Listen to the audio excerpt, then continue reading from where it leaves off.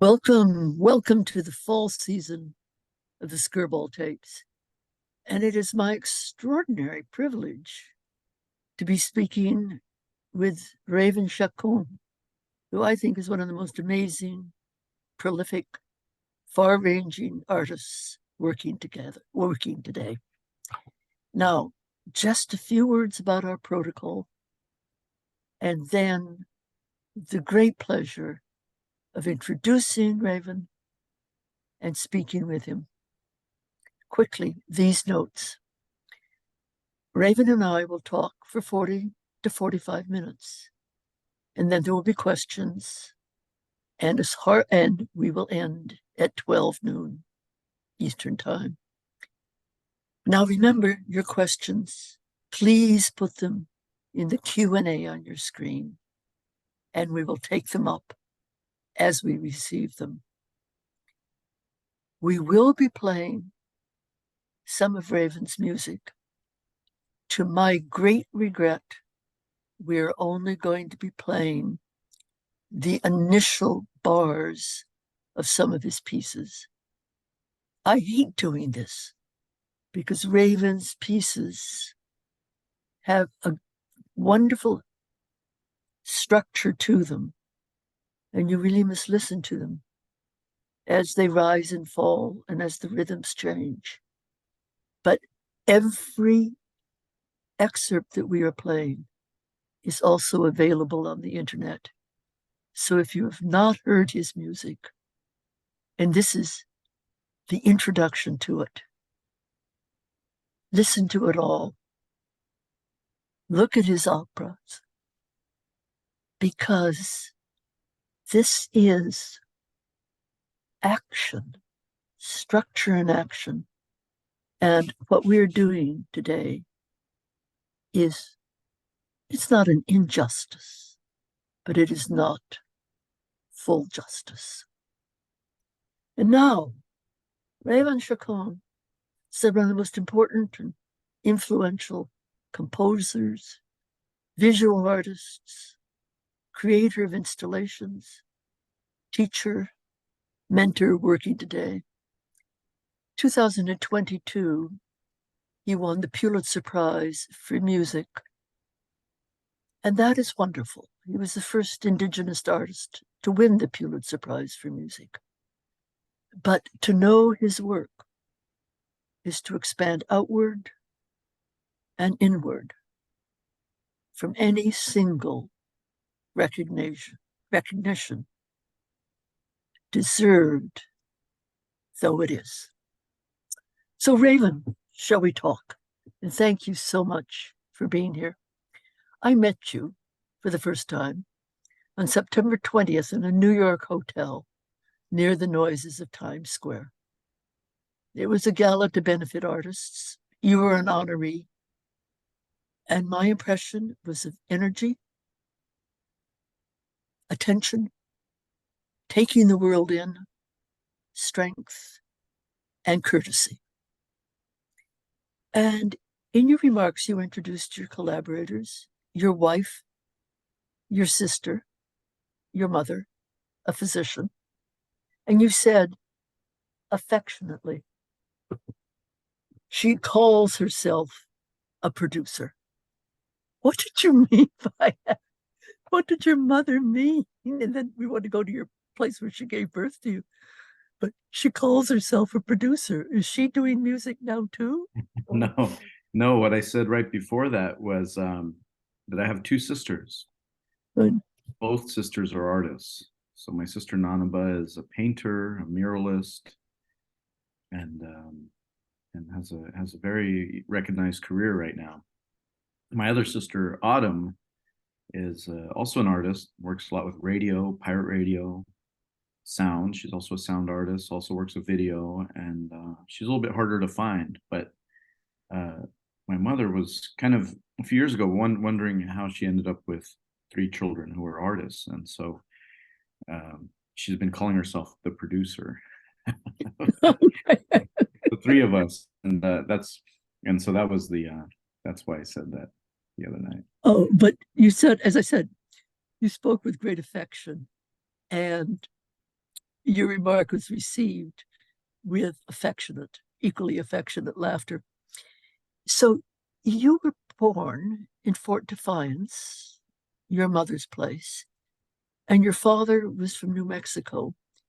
And you told Lorenzo Chacon, and you told a story about him when you had a memorial fund and opened a memorial fund for him at the University of New Mexico. Can you tell us that story? It's such a tribute to the kind of strength from which you come on both sides. Yeah, well, he's my mother's Dene, my mother's Navajo, and my father is from New Mexico, and his family comes from very far back, uh, you know, of, of of the mixture of indigenous and Spanish blood in the mountains of New Mexico. And so they had met in Albuquerque, and that's eventually where the family ended up, and where I think I'd like to say I've done most of my work through my career is in that area, out of that city. But he and my mother met, and they had met through gatherings of activism. My father was involved in the Chicano movement, but there were in the early 70s a lot of places where that overlapped with what was happening with indigenous activism. And so my parents met because of that union, because of that overlap, because of that shared interest in justice. Eventually they had myself, and we moved back to the reservation where my mother's from. And I think that was very important, and I thank my parents for considering that they felt that was important for me to be born there, to be raised there, and my sisters as well. And it wasn't until later, well, my parents had actually, my father was, he worked for the school system out there in Chinle, Arizona. Chinle is where we lived, even though I was born in Fort Defiance. Fort Defiance actually sounds a lot cooler on, biographies because of yeah, because of the name of it. But that's where I was born. But Chinle is the town where I grew up, and it's right in the middle of the Navajo Nation. But years later, my parents wanted to go to university, and my father wanted to become a lawyer. My mother wanted to become a doctor. And so we moved back to Albuquerque, where he'd been building a house when he was a young person. It was a house where my parents met. And his reasons for that were that even years before, in the early 70s, late 60s, he was involved in the Chicano movement in Los Angeles. And he had been arrested at the Chicano moratorium. And so, this was young Chicanos that were protesting. They're protesting the Vietnam War. They're protesting their own civil rights, and a large group of young men, had gotten arrested. And so, while he was awaiting a public defender or somebody who was going to represent them to go up and hear this case and figure out what the next outcome was going to be, there was a man who had decided to represent all of those who got arrested that afternoon. And that man was Oscar Acosta. And a lot of people might know him from the Hunter Thompson writings, that character of that person. But Oscar Acosta was a very important Chicano lawyer and activist. And so he got my father to be able to be let go, with the condition the judge said that he should never return to California. And so my father that inspired him, and he wanted to become a lawyer. And that's the work he did, was trying to represent those who did not have a voice, those who found themselves on the wrong side of the law, those who were coerced into some kind of let's say situation because they had traversed the U.S.-Mexico border. That was a lot of his work. Was actually working for the federal government as a defender of people who were being accused of federal crimes because of border policy. So you were Or he born, did. He passed away. He passed away last year. So we've set up that memorial for him. well, may his soul rest easy. And you you had activism in the household, but could we talk about Fort Defiance for just a little bit? Because it seems to me the storms of Indigenous history also run through that town.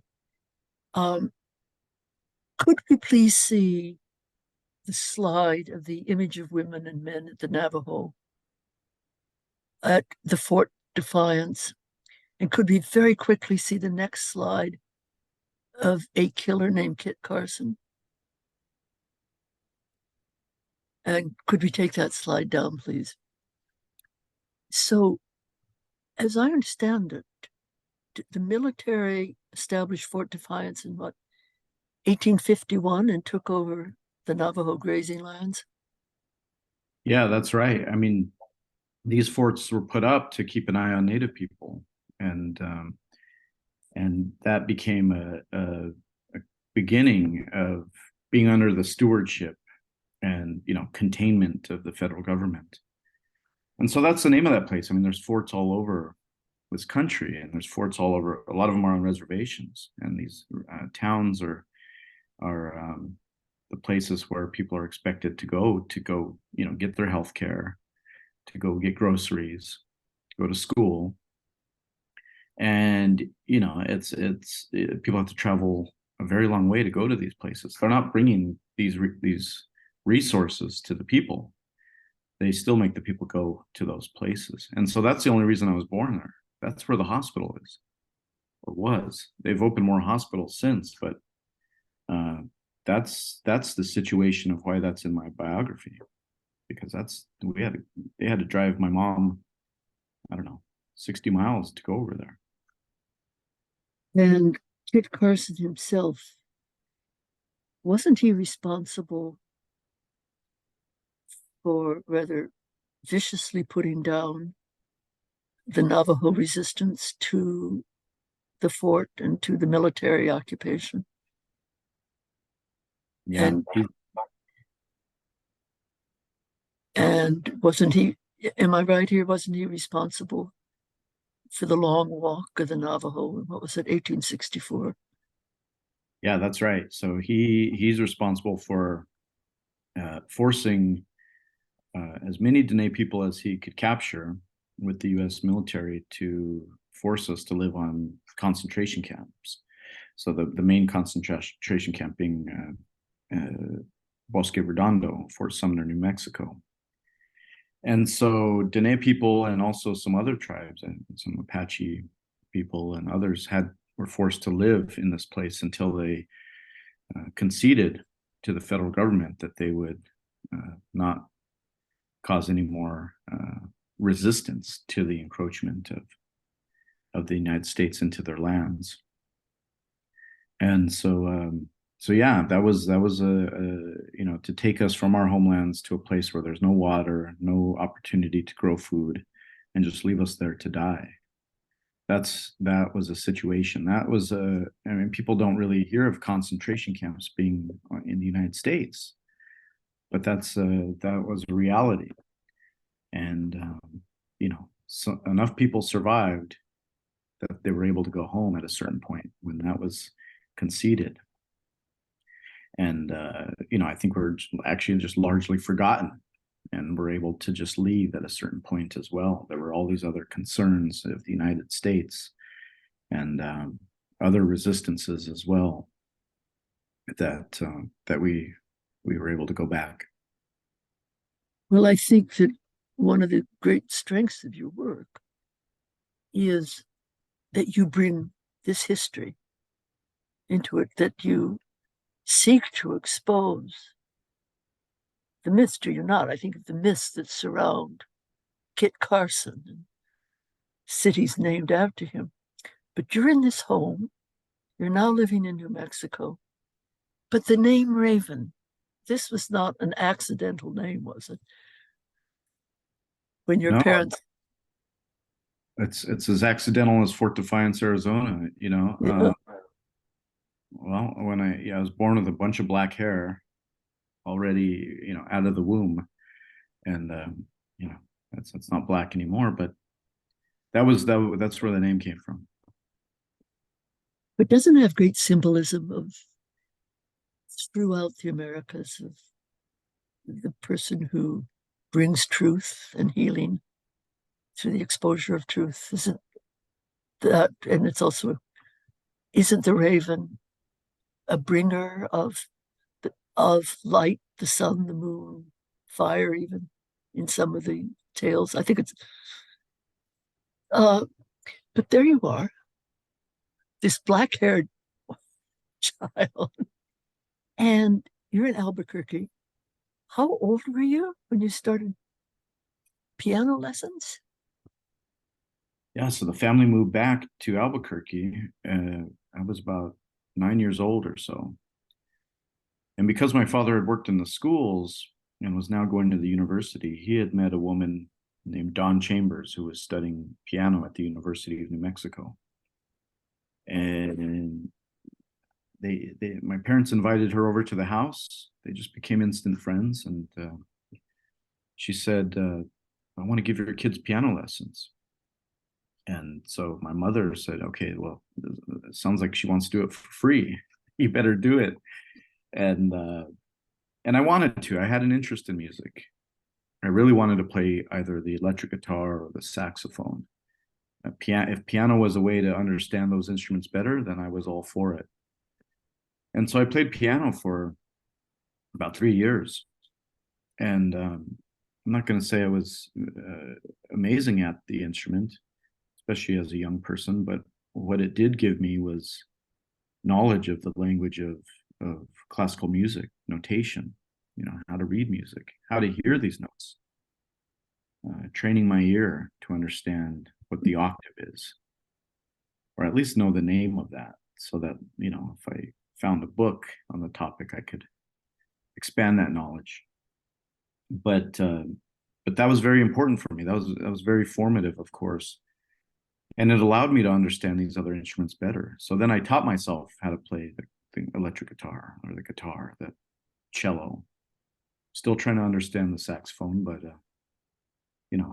ultimately it was the tool that I needed to at least do the work that I thought I needed to do. That's fascinating. But there's also a story that may be a myth, maybe history, of you experimenting with audio cassettes and making random audio collages.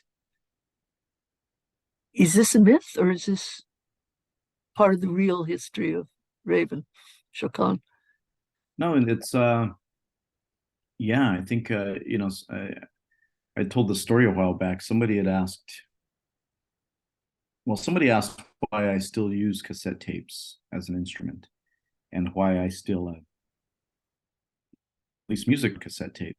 And I was explaining to them that I think that was my first instrument, maybe even before the piano. I can't remember the dates of where this all lined up, and maybe it was concurrent with the piano lessons. But uh, you know, young people in the 80s, early 90s, you go and make tapes for your friends or record music off the radio. Very common thing. And I would do that as well. I would record rock music, heavy metal. I used to listen to heavy metal all the time. So there was a good station in Albuquerque. I taped songs off the radio. And I don't know if it was just playing around or impatience, but then as I'm recording, I would hit the pause button and start making rhythms with the pause button just to see what would happen. And then play it back and it would be all chopped up. And I love that.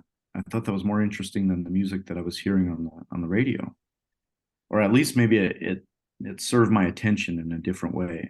Maybe because it became my own kind of music making. And so I started experimenting a lot more, putting the recording off the radio, putting it in, unscrew the cassette shell, put the tape in backwards, play it back, put it back together, play it back, and listen to music in reverse. and then apply the same systems, cut it up, sometimes literally. Then I was doing that too, cutting it up, and scotch taping it together, and then I really started to do really wild things until I broke my tape machine. But I used to go and bury the cassettes.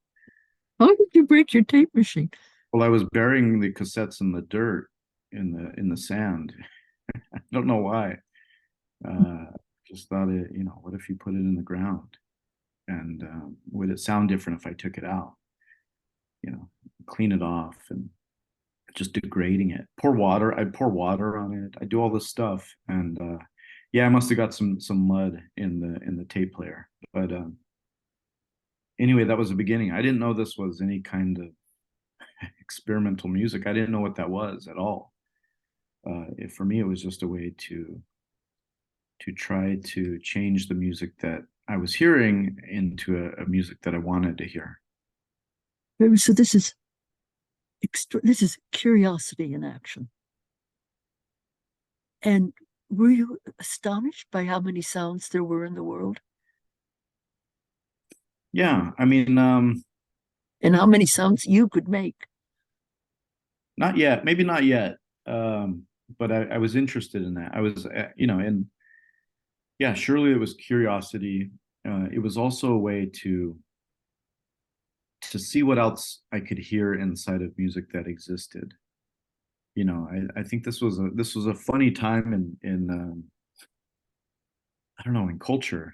I remember there was conversations about heavy metal music having backwards messages in it. There was a big panic around the dip and these kinds of things, and all that did is make young people really much more excited about that kind of music and go and buy more records and cassettes. Well, for me, it did that as well, but I wanted to find out, could you actually do that? Not the devil part of it, but the other part. Like, could you somehow exhume voices into the cassette? Those is maybe you could hear the other takes of the music. I didn't know. I just wanted But to try things and hear a this smeared. the inventiveness and the experimental quality and the wanting to live on the edge of the new, and what could you do, and what were sounds and how could you create them. I think this is really beautiful. And when did you get your first computers so you could begin to bring the computer in a little bit? Do you remember, or is it? Yeah, I think that was a little late. I feel like we're always trying to upgrade our computers too, right? So I don't have the idea computer yet. Nobody does. Um, no, I can't remember. Surely there was I think there was one in the home, and but by this time I was maybe already going to be moving out of the house. I was already kind of done with high school, and but yeah, there was some kind of program that was on a computer, and it had MIDI. It had the kind of like early MIDI piano roll thing that you could do and start plugging in music into that. Of course, very rudimentary when we look back, but this was another fascinating thing. I mean, this was another tool that I became aware of as well. It wasn't something that in the public high schools they were sharing with anybody, and so I had stumbled upon that kind of thing, and I didn't really come upon that the methods of making music with computers until I went to university. But by that time, I was on another trajectory as well. I thought I might go into filmmaking or video or television production. That was actually a course of study at the University of New Mexico that I had started because I thought that was going to be a more viable career than music. But you have done that as well. I I wonder I if, started with that, yeah. no, you again, it's one of the qualities for which you earn well-deserved praise is you are a polymath and you bring together many different sounds, many different ways of creating sounds. Would you mind if, and again, I apologized just hearing the beginning, would you mind if we listened to the beginning of a piece you called The Journey of the Horizontal People, which shows your use of classical notation, but it also shows your interest in history? And could we bring up, please, the score of The Journey of the Horizontal People? And they're going from west to east, are they? The journey. Yeah. So I invite the audience to listen and to listen to the worlds into which, with technology and history and a fascination with music, Raven takes us.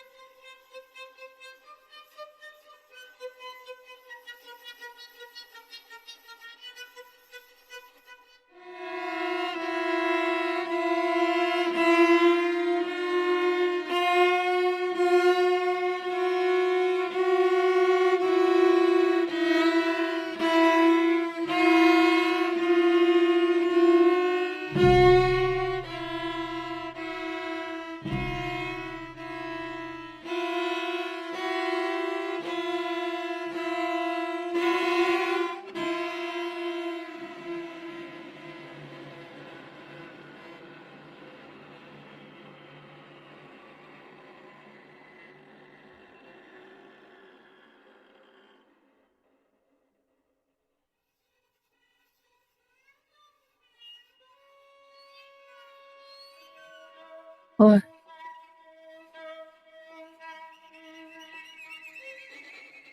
oh, Raven,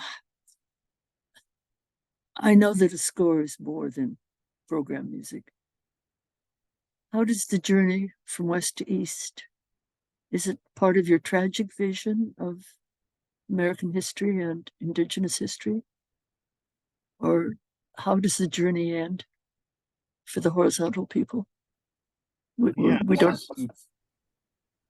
This is definitely a pre-colonial period I'm speaking about in this piece. So it's a very hopeful piece, I suppose, if we were to look at it as a narrative. But it's also, I don't speak about it as history. The program notes say it's a, I think to avoid having to say it's history, I call it a future creation story. That's what the program notes for the piece say. And what it's speaking about, or at least what I can say is it's influenced by, is this these stories in Dene traditions and Dene way of speaking about the clans. So we have a very important and very maybe complex clan system, all based around matriarchal um, leadership. And a lot of these stories talk about uh, ourselves emerging through different worlds to get to the world we're in today. And whether this is taken as allegory or some other kinds of maybe representation of our tribal history, it became something that I wanted to think more about, to think about the actual union of different people, different traveling clans, people Sorry. coming from all directions to end up in where we are today in the Navajo Nation. And so I was I was actually fascinated by this one story that I had heard from an elder saying that there were some clans that lived in the West. I'm thinking where California is, or maybe Baja California, and ended up, you know, being in the area which is now northeastern Arizona, northwestern New Mexico, and they became one of the clans as well. So Dene people being this mixture of a lot of different smaller bands, smaller groups of people. So what the horizontal journey of the horizontal people is about, I say from west to east only because we read pieces of paper from left to right. So for me, that becomes west to east. It's a way to turn it, somewhat programmatic and narrative without it actually being narrative. And what happens in the score is, there's four players in the string quartet. By the way, the piece was commissioned by Kronos Quartet, and that's who Right. we heard on the recording there.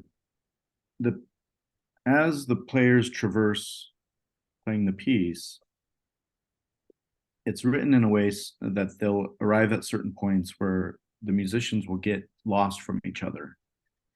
They will get off. The one measure is longer than another. One musician speeds up when another slows down. So they're not going to stay aligned in the logic of the composition. There's a symbol after those moments that I call realign. And that's a new downbeat where everybody starts again together. And so I have an instruction within the string quartet that should be a woman, a member of the string quartet. And this is to represent this matriarchal leadership. This is talking about this journey of getting to where we need to get, and us being led by our grandmothers, by our mothers. And towards the end of the piece, for the fourth time, everybody breaks away from each other. And some people are leaving the composition, fading out very quickly, accelerating as they're fading out.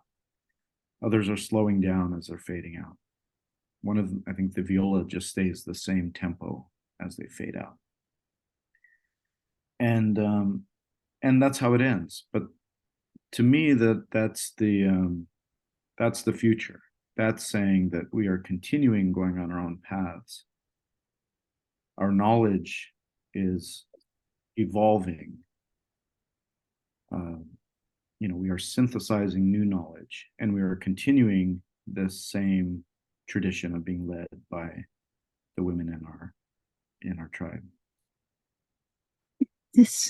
I'm so glad that you described the piece in that way, because it seems to me, as I listen to and absorb myself in your work, you have this extraordinary sense of history, of prehistory, of the great sacred cosmic patterns, of the predatory destructions of history, the Kit Carsons and all he represents, and then the resistance to destruction on the part of the indigenous peoples, and the resistance and recovery of their past. I had wanted to talk about your installation, Time, and about the beginning of Sweetland, the opera. But when you talk, so let's see if we have time for that later. I would like to go, since you bring up the matriarchal traditions, to this extraordinary, beautiful, beautiful book called For Zitkala Shah. And I was wondering if we could please jump ahead and bring up the picture of Zitkala Shah. And I would like to know how you discovered her and what your journey of discovery was, and then how that led to a beautiful, beautiful book and the compositions in it. So who was she, and how did you discover her? Yeah. The about 20 years ago, there was an initiative, uh, led by composer Brent Michael Davids, Mohican composer, to gather those of us in North America who are engaged in writing classical music and who are indigenous. And so we began convening, and there were just a few of us. I mean, there was not a whole lot of us Native people and First Nations folks doing this kind of thing, or at least, and there definitely wasn't 20 years ago. And so we would gather, and we were thinking of projects and starting a database to also find others who were doing this kind of work. And you know, to speak to some of the people who were involved in that small group, there was composer Jared Tate, brilliant musician Tim Archambault, Don Avery, and Joy Harjo as well.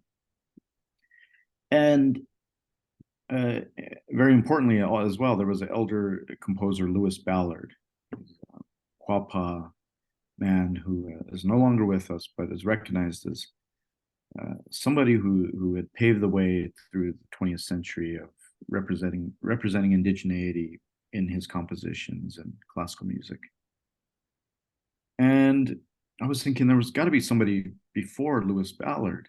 You know, there must be, as long as there had been sheet music in the Americas, there must have been a Native person at least playing or reading that language and playing that music.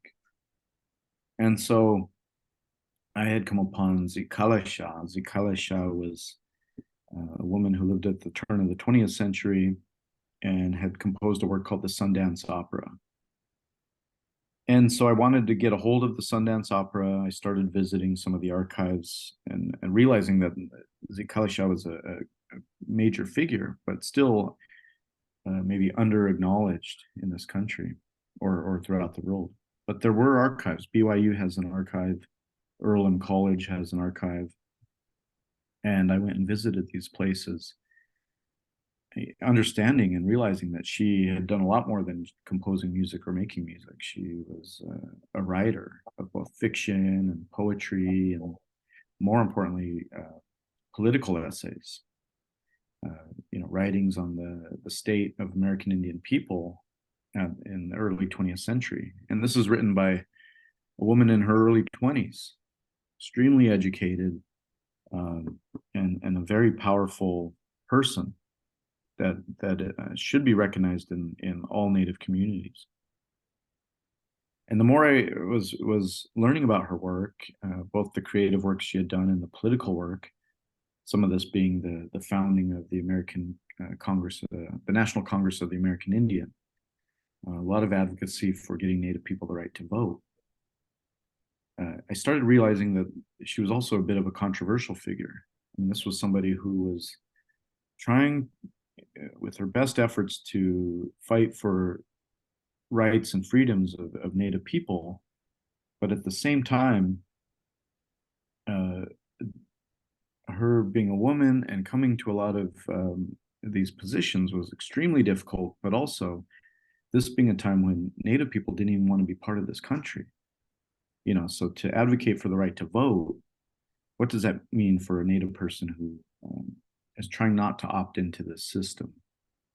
And so there was a lot of her work. As I was realizing how complicated that was, as somebody who is also a leader in these communities. I wanted to write a dedication to her, and I was thinking I'd write an opera or a symphonic work, some kind of I don't know, or oratorio or something narrative that would do justice to her story. And the project over the years changed significantly. I started thinking about, well, who are the indigenous women, creative people who are also engaged in other kinds of work with their communities and activism, and how are they navigating the early 21st century? And what does that sound like? What might that look like if I were to transcribe those stories, you know, of my friends, of my heroes? And so that's what the piece became. It's still a dedication to Zikalasha, but it's 13 dedications to other Native women who are engaged in music composition or should I say, challenging music making. And activism at the same time. And as you said, it's a tribute to the matriarchal leadership and traditions in indigenous communities. Could we look, before we move towards closure, to my great regret, could we look at the notation for the piece you did of the 13? So hard to choose which one, but I chose Joy Harjo. Could we please look at the notation for the piece for her? And I can't help but compare it to the notation for what we saw before, the score we saw before, The Journey of the Horizontal People. Is this your notation, or is this a new kind of notation I just don't know about? Or is this yet another one of your inventions and creations? The notations I use, across the board in my compositions are, in some cases, they're traditional Western music classical notation.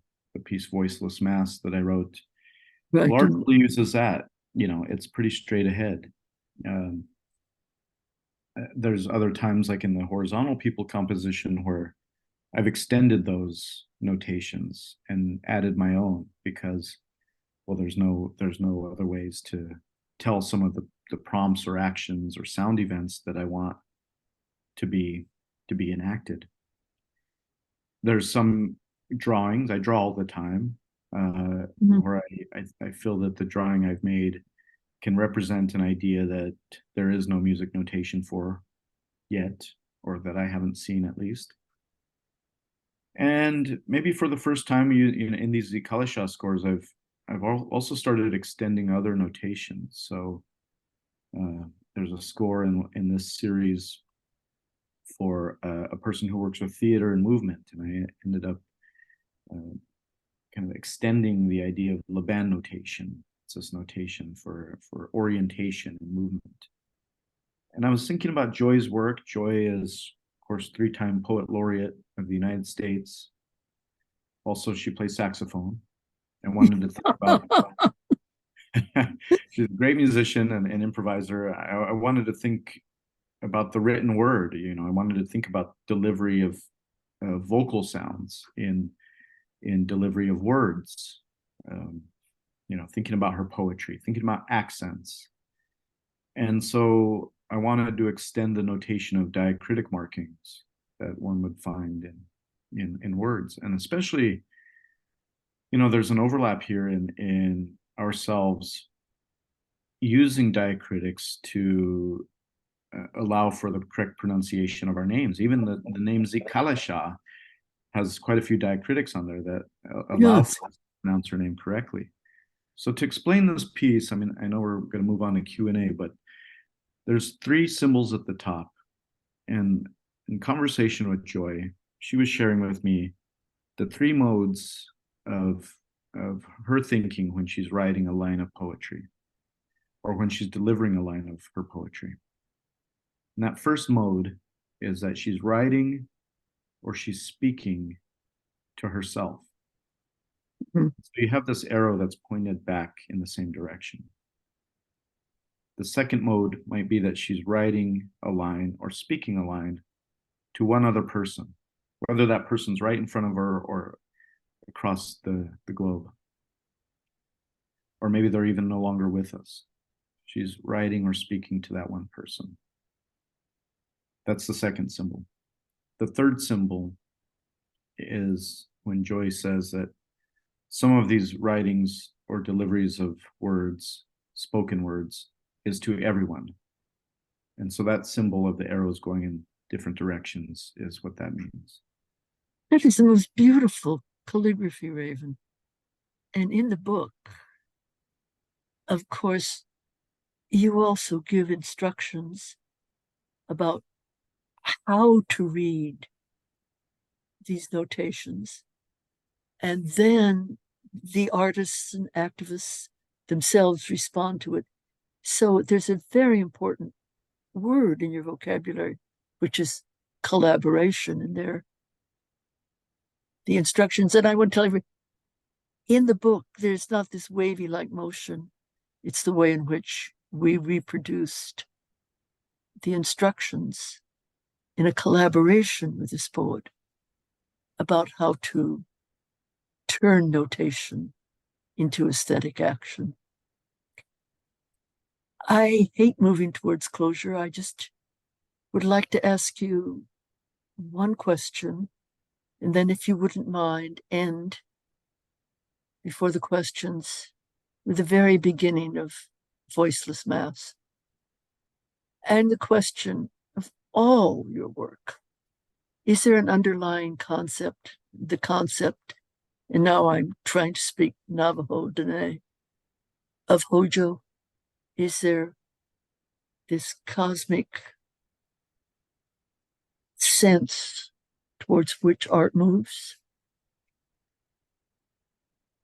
There is, and if it's not going to be something that's always in the main theme of the piece, or the pieces might not be about Hojo, or for lack of a better word, beauty, but the ways that they emerge in themselves, the way they self-generate the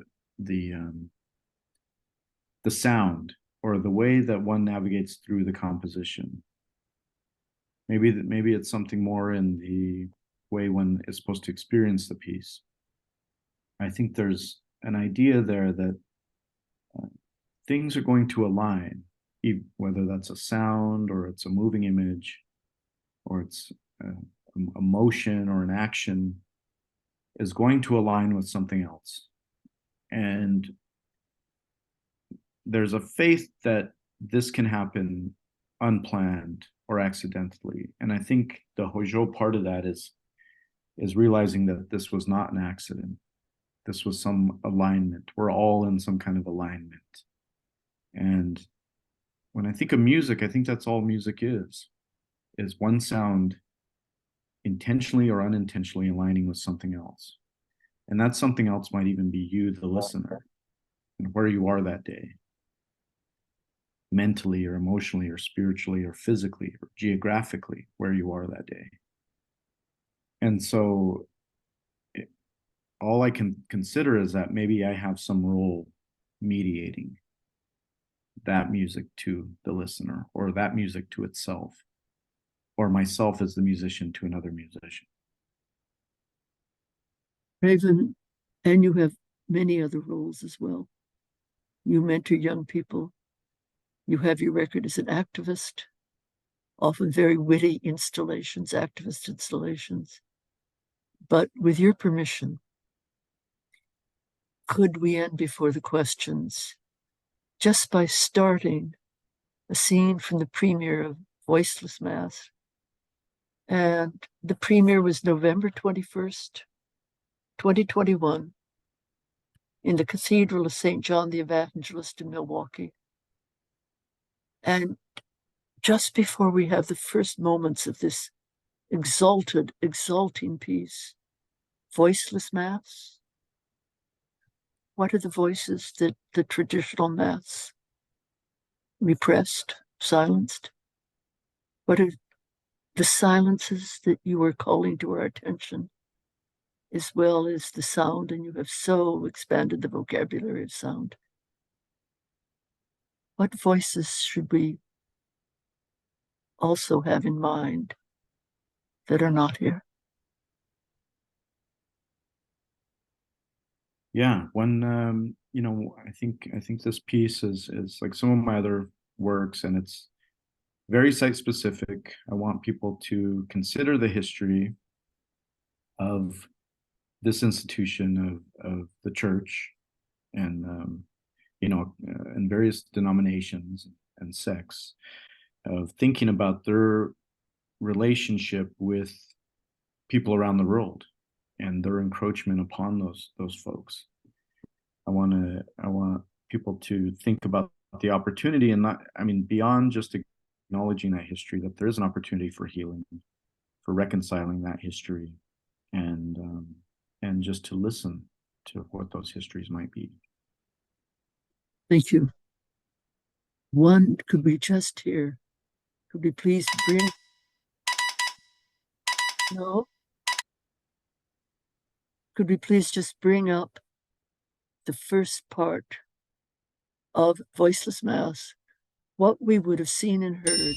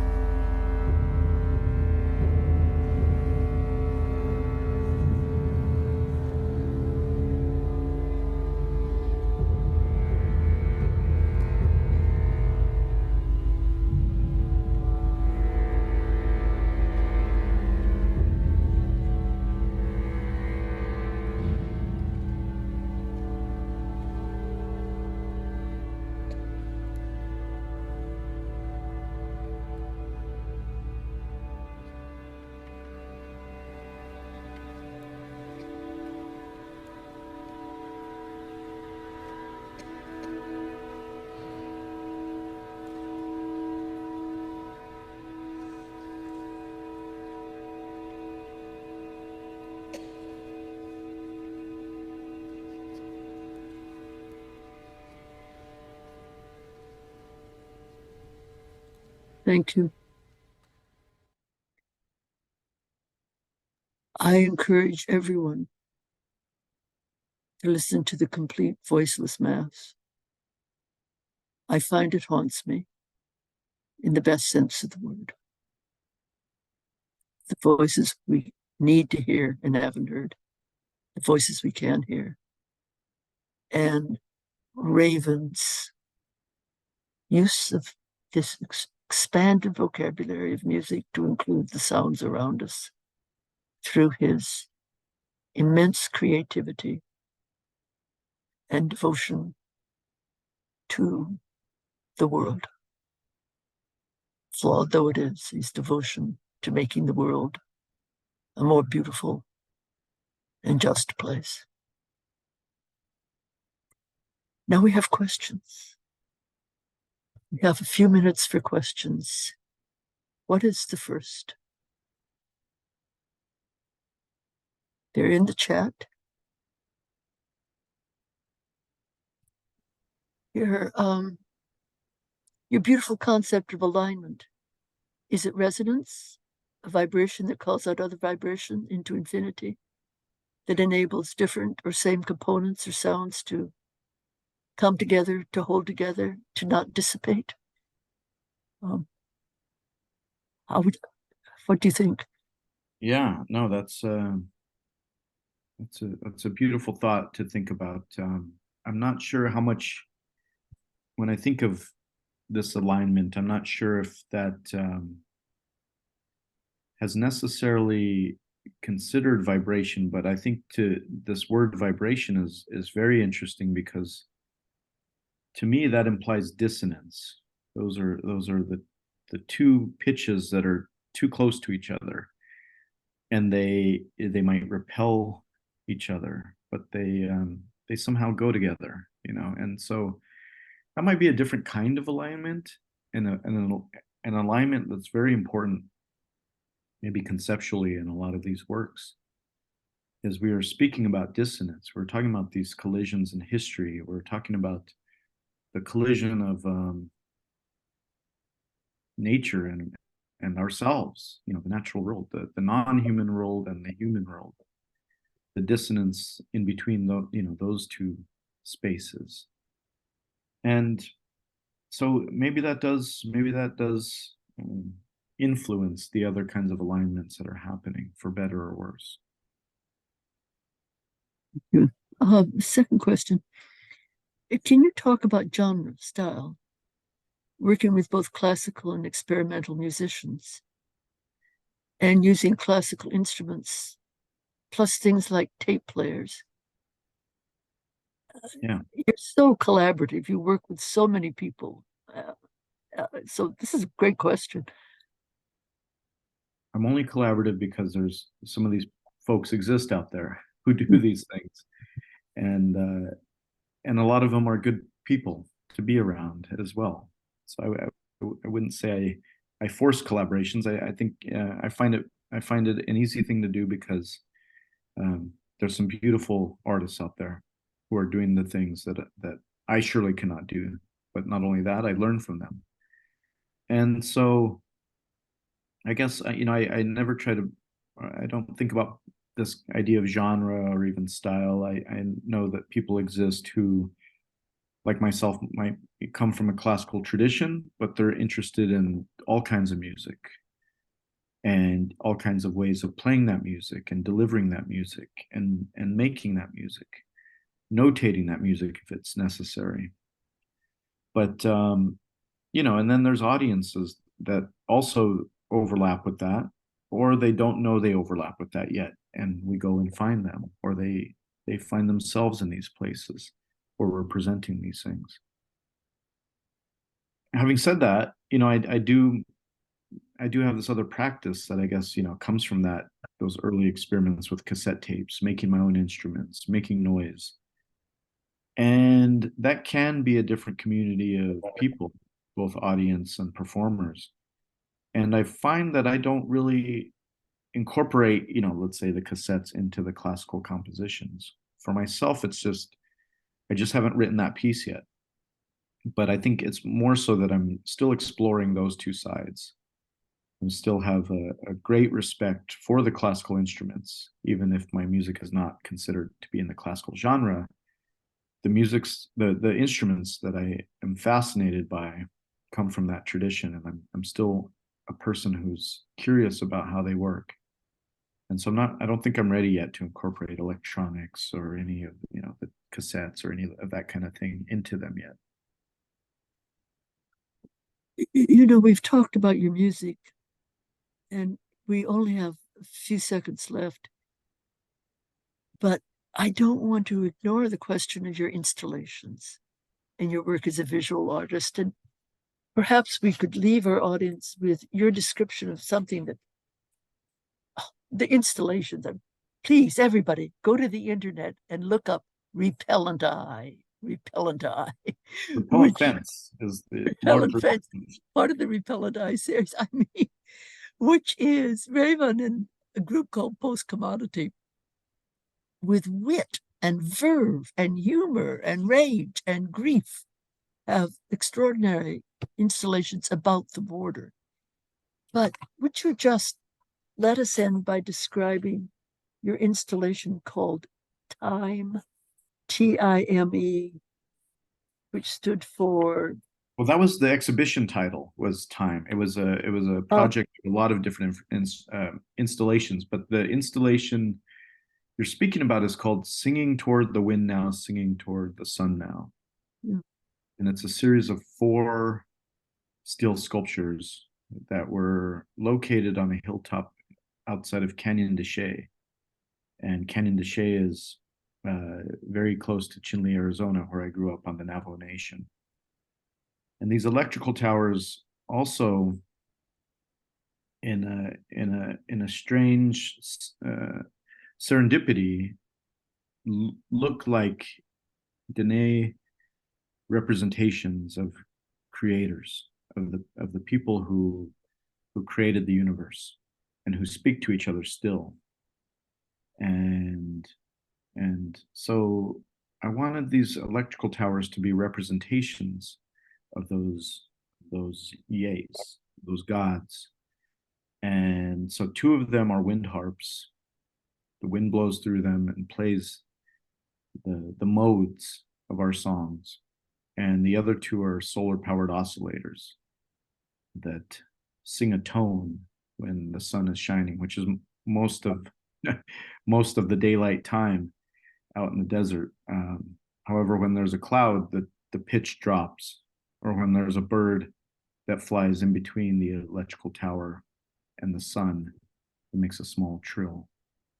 Oh, Raven, I cannot thank you enough, not only for this conversation, but for your radical imagination so we can see the gods, men and women, anew and experience them through music, through your expanded notion of what music is, and bringing us the sounds of history, the sounds of the gods and goddesses, and the sounds that you yourself, in your extraordinary career, and you're still, if I may say so, very young, and everything else that is to come on your journey of creativity.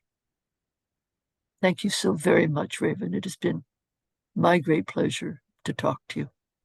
Thank you, Catherine.